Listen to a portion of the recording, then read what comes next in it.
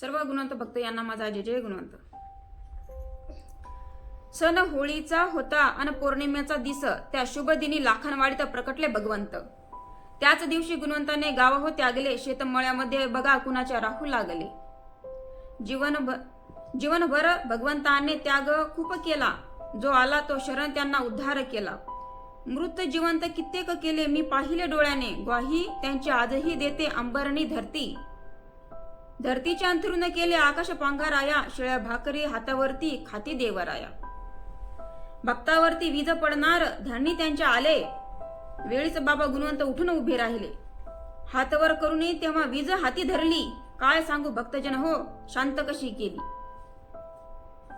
किमया पाहून सारे भक्त दंग जाहले, कित्येक कवी गायक शाहीर गुण गाणे आले.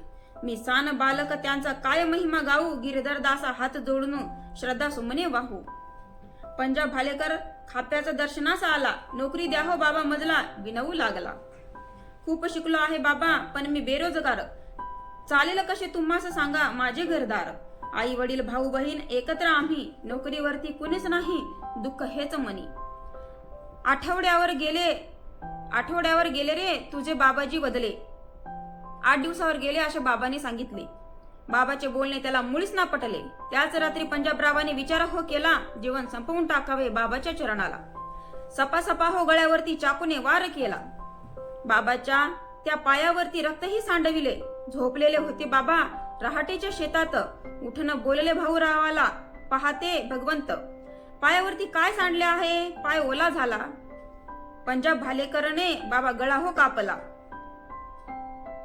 पायावरती रक्त सांडले मृत्युमुखी पडला.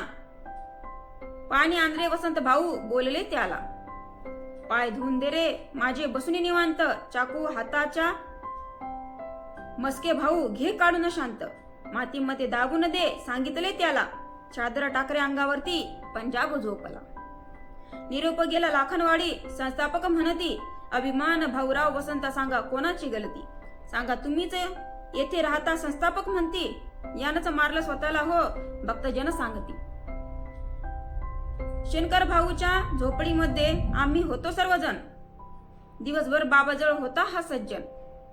दुसऱ्या दिवशी पोलिसात रिपोर्ट हो आला, पोलीस आले शिरसगावचे पोस्टमार्टम करण्याला. पुढच्या व्हिडिओसाठी व्हिडिओला लाईक आणि सबस्क्राईब करा. जय जय गुणवंत.